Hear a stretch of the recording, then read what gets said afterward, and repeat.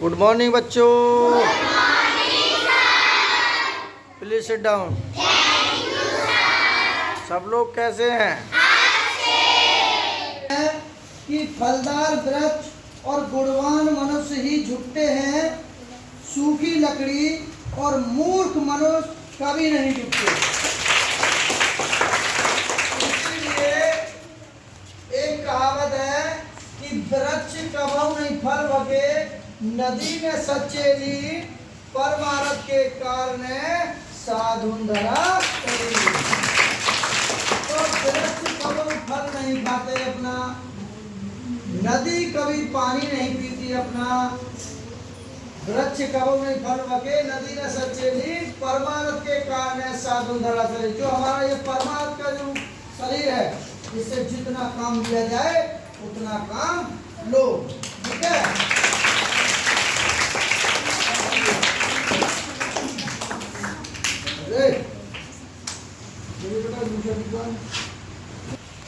हम जवाहर नवोदय विद्यालय की तैयारी करा रहे हैं, जो भी गरीब बच्चे हैं, हम गरीब बच्चों के साथ, और विषय है हिंदी भाषा और अनुच्छेद है 39 ठीक है।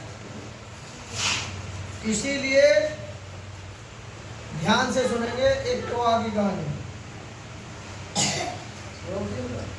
सब बच्चे ध्यान से सुनेंगे। अभी हमारा है अनुच्छेद 39। मुझे एक कौवा मिला जो बच्चा और असहाय था। उसके माता पिता की हत्या कर दी गई। क्या कर दी गई? हत्या कर दी गई। हत्या कर दी गई थी। उसका पेट बड़ा और टांगें लंबी थी, लेकिन देखने में वह छोटा और मोटा था। देखने में वह छोटा और मोटा था। उसकी आवाज से ऐसा लगता था जैसे मानो वह किसी बात को लेकर भुन-भुना रहा था। वह किसी बूढ़े आदमी अथवा किसी नशे में धुत व्यक्ति की तरह चल रहा था।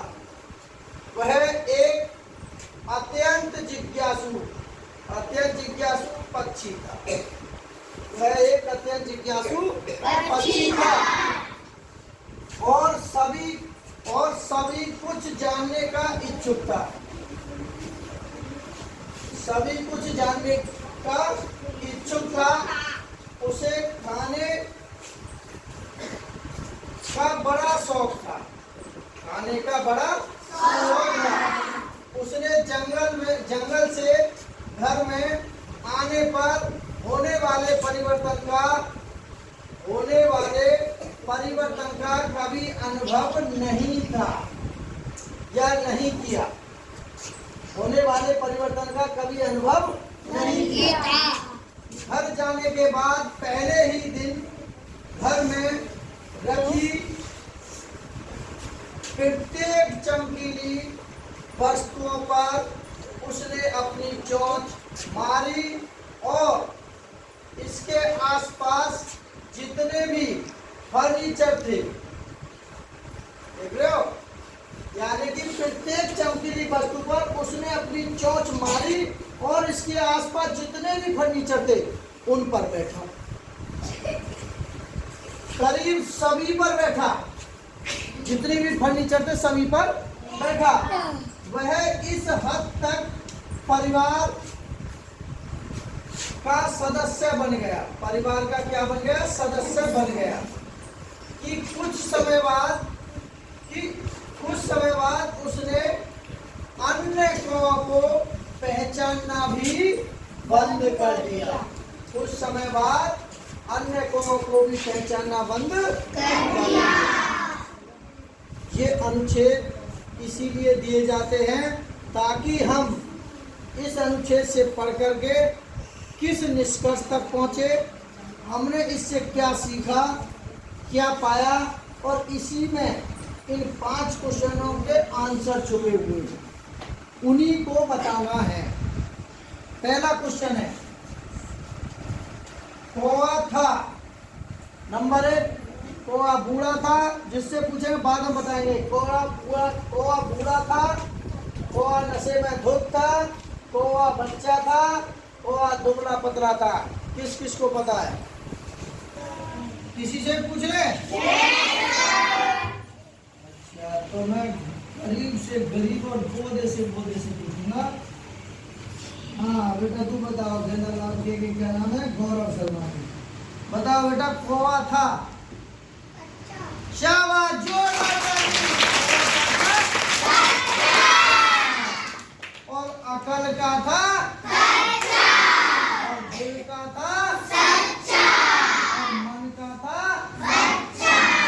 इसीलिए कहते हैं बच्चा। तो कौवा क्या था? एक बहुत अच्छा जवाब है गौरव जी का। 10 बेटा। चलिए, कौवा था बूढ़ा नहीं, नशे में धुत नहीं, कौवा था एक बच्चा, इसीलिए दिल का था सच्चा, ये दुबला पतला नहीं। देखिए, इंसानों में मोटा और पतला होने की बीमारी होती है, इंसानों में शुगर की बीमारी होती है, इंसानों में बीपी हाई और लो की बीमारी होती है। क्या तुम बता सकते हो किसी पक्षी में मोटे होने की बीमारी, शुगर बढ़ने की बीमारी, बीपी हाई और लो होने की बीमारी किसी पक्षी में हो? वो खूब ऊंचाई तक उड़ते हैं, सारी चीजें खाते हैं, बशर्ते वो अपनी दिनचर्या को ठीक रखते हैं। किसी पक्षी में शुगर की बीमारी नहीं होती, किसी पक्षी में डेंगू वो मतलब बीपी हाई और लो नहीं होता, किसी पक्षी की प्लेट नहीं गिरती, लेकिन इंसानों में ये बीमारी हो रही है। क्यों हो रही है? क्योंकि ये खाने पे कंट्रोल नहीं करता, बाजार की चीजें खा रहा होता है। ठीक है। दूसरा क्वेश्चन, कौवा को बहुत ही जिज्ञासु पक्षी कहा गया है क्योंकि वह हर चीज खाना चाहता था। नंबर बी, कुछ खाना चाहता था। सी, वह सब कुछ जानना चाहता था। डी, वह कुछ जानना चाहता था। तो किस किस को पता? ठीक है, पूछे किसी से? बताओ बेटा। शाबाश, जोरदार ताली बजाइए। वह सब कुछ जानना, वह सब कुछ जानना। और देखिए, जिज्ञासु का मतलब होता है, देखिए जिज्ञासु का अर्थ होता है किसी ऐसी चीज में दिलचस्पी लेना जो किसी की व्यक्तिगत या उचित चिंता का विषय ना हो, अशिष्ट हो, आदतन हो, तटस्थ हो, लगातार प्रश्न पूछने से भी है। मुझे इस बात की बहुत जिज्ञासा हो रही है, ऐसे एक उदाहरण भी है, और इन्हें कहते हैं जिज्ञासु। समझ रहे हैं? दिलचस्प लेना, किसी बात में दिलचस्प लेना या प्रश्न पूछने की जिज्ञासा रखना, उसे कहते हैं हम जिज्ञासु। ठीक है। एक स्थान से दूसरे स्थान पर भी जाने की जिज्ञासा रखना। चलिए देखिए अगला सवाल, ये बहुत ही जिज्ञासु पक्षी कहा गया है। जिज्ञासु का अर्थ हमने बता दिया है। वह हर चीज खाना चाहता था, नहीं ऐसा तो नहीं है गोबर खाए। कुछ खाना चाहता था, नहीं ऐसा भी नहीं है, वो तो सब कुछ खाना चाहता था। फिर वह सब कुछ जानना चाहता था, ये बिल्कुल राइट आंसर है। वह सब कुछ जानना चाहता था। अगला है, वह कुछ जानना चाहता, नहीं कुछ तो नहीं, कौवा तो पहले से ही बहुत कुछ जानता था।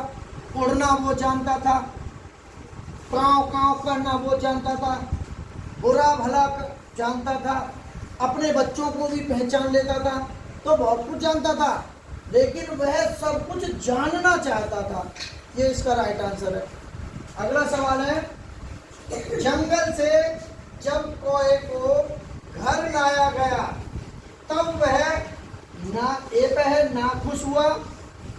नंबर बी पे उसने ऐसा प्रदर्शन किया जैसे मानो वह भुनभुनाना शुरू कर दिया। नंबर सी, वह मोटा हो गया। नंबर डी, उसे परिवर्तन का कोई अनुभव नहीं था। किस किस हाँ यस मतलब उसे परिवर्तन का कोई अनुभव नहीं था। ये बता बेटा, तू बता सही है गलत? क्या बोला इसने?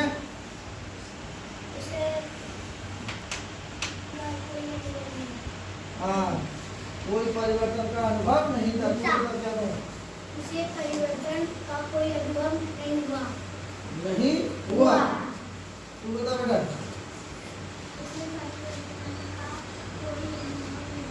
बिल्कुल सही। सभी बच्चों को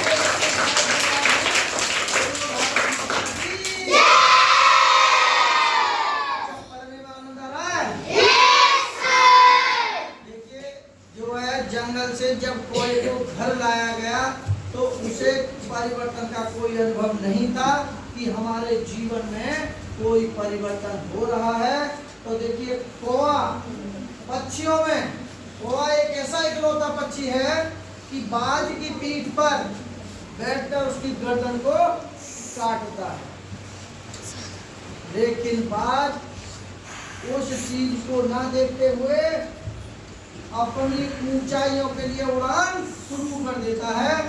जैसे ही बाज बहुत ऊंचाइयों पर उड़ना शुरू कर देता है, जो उसकी पीठ पर बैठा हुआ कौवा को सांस लेने में तकलीफ होना शुरू हो जाती है और वो फिर उसकी गर्दन को काटता है। बाज फिर ऊंचाइयों पर जाना शुरू कर देता है, लेकिन जैसे ही और ऊंचाई पर बाज ने उड़ान भरी और कौवा को सांस लेने में दिक्कत आई और वो धराशायी हो गया और कौवा उसकी पीठ से नीचे गिर गया। और इसीलिए कहते हैं, अपने काम में लगे रहो, मन लगाकर, ये चिंता मत करो कौन क्या कर रहा है, ईमानदारी से पढ़ो। ठीक है, बैठ जाइए बेटा। इसका आंसर था, जंगल से जब कौवे को घर लाया गया तब वह नाखुश था नहीं। आवाज नहीं। उसने ऐसा प्रदर्शन किया जैसे मानो वह भुनभुनाना शुरू कर दिया, ये भी नहीं। वह मोटा हो गया, ये भी नहीं। उसे परिवर्तन का कोई अनुभव नहीं था, नहीं हुआ। उसे परिवर्तन का कोई अनुभव नहीं हुआ। इसका राइट आंसर है सी। अगला सवाल, घर में आगमन के पहले दिन कौवा ने, आगमन का मतलब होता है आना, आगमन का मतलब है आना, और इसका मतलब होता है पहुंचना, और इसका होता है प्राप्त होना और पहुंचने की क्रिया। ये सब आगमन है। पहुंचने की क्रिया, आना, प्राप्त होना, पहुंच जाना, ये सब आगमन है। तो पहुंचने से पहले की क्रिया से कौवा ने क्या कहा? उड़कर भागने का प्रयास किया। नंबर बी, फर्नीचर पर धावा बोला। नंबर सी, सब चीजों को चोंच मारी। नंबर डी, चमकीली चीजों पर चोंच मारी और सभी फर्नीचरों पर बैठा। तो देखिए, एक कहावत है कि चह चलाती धूप में कार्य करते हुए मजदूर से पूछो नोट क्या है, जो सर का पसीना एड़ी पर। आकाश में उड़ते पक्षी से पूछो चोट क्या है, जब आकाश में उड़ रहा हो पक्षी और आगे नीचे की जाए, एक कील हो नीचे और उसके पेट में है कि पार निकल जाए और ची ची कर रहा होता है, ना उसको देखने वाला हकीम, ना वैद्य, ना डॉक्टर होता है, उससे पूछो चोट क्या है। चह चलाती धूप में कार्य करते हुए मजदूर से पूछो नोट क्या है, आकाश में उड़ते पंछी से पूछो चोट क्या है, और सत्ता से बड़े कोई नेता से पूछो वोट क्या है, जो एक वोट से हार गया हो उससे पूछो वोट की कीमत क्या है, और जल से निकली तड़पती मछली से पूछो जल क्या है। इन चारों के उत्तर एक है, इसे हम सोच कहते हैं। इसीलिए हमारा इसका आंसर कौन, देखिए किस किस को पता है। हमारा क्वेश्चन है, घर में आगमन के पहले दिन कौआ ने उड़कर भागने का प्रयास किया। नंबर ए, फर्नीचर पर धावा बोला। नंबर बी, नंबर सी पर सब चीजों को चोंच मारी। नंबर डी, चमकीली चीजों पर चोंच मारी और सभी फर्नीचर पर बैठा। किसको पता है इसका आंसर, तो बता बेटा।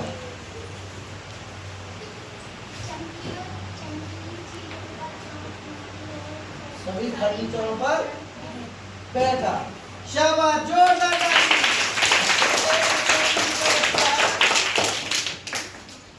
चार का बेगा, चार बच्चा, तीन का बच्चा, चार का बच्चा है, इसने बिल्कुल राइट जवाब दिया है। ऐसे ही पढ़ते रहो और ज्ञान की ज्योति जलाते रहो, देश का नाम रोशन करो। धन्यवाद। फर्नीचर पर धावा बोल दिया नहीं, कोई भंडारो पंडार नहीं है वहाँ धावा बोले।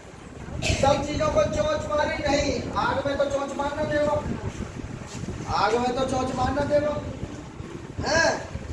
चमकीली चीजों पर चोंच मारी और सभी फर्नीचर पर बैठा। बिल्कुल राइट आंसर है अनुच्छेद के अकॉर्डिंग, अनुच्छेद के अनुसार, कि उसने सभी चमकीली चीजों पर चोंच मारी और सभी फर्नीचरों पर बैठा।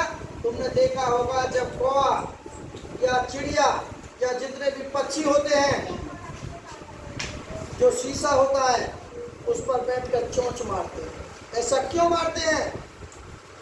क्योंकि उस शीशे के अंदर उसके जैसा ही एक और पक्षी दिखता है, तो वो कहता है तू कैसे आओ मेरे पास, उसको मारने की कोशिश करता है, जबकि वो उसी का प्रतिबिंब है, उसी की छाया दिखती है। शुद्ध कांच का और शुद्ध भगवान का कभी भी प्रतिबिंब नहीं बनता। शुद्ध हवा, हवा का कभी प्रतिबिंब नहीं बनता है, शुद्ध कांच का प्रतिबिंब नहीं बनता है, और भगवान का भी प्रतिबिंब नहीं बनता है। ठीक है, इसीलिए अगला सवाल है हमारा, वह परिवार का इस हद तक अंग बन गया था कि उसने अन्य को पहचानना बंद कर दिया। नंबर बी, उसने उनके सामने बोलना बंद शुरू कर दिया। नंबर सी, उन पर भुन भुना रहा था। नंबर डी, उसके ऊपर बैठता था। किस किस को पता है? हाँ भाई, पीछे के मोहल्ला से कौन बताएगा? ईमानदारी से मुझे को हाथ नहीं उठाना, बता सकेंगे।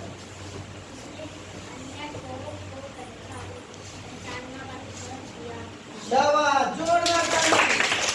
इसने अन्य कौमों को पहचानना बंद कर दिया। एक कहावत है, जब अमीर आदमी हो जाता है, पैसे वाला हो जाता है, तो वो गरीब आदमियों को पहचानना बंद कर देता है और वो घमंडी हो जाता है और गरीब बच्चों को, गरीब परिवारों को हीन दृष्टि से देखता है। अमीर आदमी गरीब लोगों पर दया नहीं करते और उसको हीन दृष्टि से देखते हैं। ऐसे ही कौआ को घमंड हो गया और उसको एक ख्याति प्राप्त हो गई, तो वो अन्य कौओं को भी पहचानना उसने बंद कर दिया कि ये मेरा भी स्टाफ का है। ऐसे ही इंसानों में अमीर आदमी गरीब आदमी को पहचानना बंद कर देता है कि मैं नहीं जानता इसको। अगर तुम्हारे ही गांव का कोई आदमी नौकरी लग जाए, अच्छा रेलवे स्टेशन मास्टर बन जाए, कोई अच्छे पद पर बन जाए और वो कहीं बाहर रहना शुरू कर दे और तुम गरीब हो, तुम चले जाओगे हमारे चाचा रह गए और तुम जाओगे है चाचा रहे, चाचा के मैं तो जानता ही नहीं, तुम ऐसे कह देते हैं ना, हम तो जानते ही नहीं है कि मैं उनका बेटा हूँ, हम उन्हें भी नहीं जानते। तो ठीक ऐसे को आदमी भी अपना काम शुरू कर दिया कि अन्य कौओं को पहचानना बंद कर दिया। ठीक है, अंग बन गया था कि उसने अन्य कौओं को पहचानना बंद कर दिया। इसका राइट आंसर है पहला ही। और उसने उसके सामने बोलना शुरू कर दिया था, नहीं। उन पर भुनभुना रहा था, नहीं। उसके ऊपर बैठता था, ये भी नहीं। तो देखिए, ये हमारा एक छोटा सा अनुच्छेद था एक कौवा के ऊपर कि जानवरों, पक्षियों में भी पक्षी को पहचानना बंद कर देते हैं ठीक उसी तरह से इंसानों में भी इंसान को पहचानना बंद कर देते हैं जब वो बड़े आदमी हो जाते हैं। ऐसे पक्षियों में भी जब पक्षी अपने आप को बलशाली समझना शुरू कर देता है तो वो छोटे मोटे पक्षियों को भी पहचानना बंद कर देता है। इस अनुच्छेद से हमें ये शिक्षा मिलती है कि हमको हर समय हर परिस्थिति में सबके साथ बने रहना चाहिए और सब माहौल में सबके साथ मिलकर रहना चाहिए। बोलो भारत माता की जय। देखिए, अगर हमारा अनुच्छेद अच्छा लगे तो लाइक करना, शेयर करना। ओके।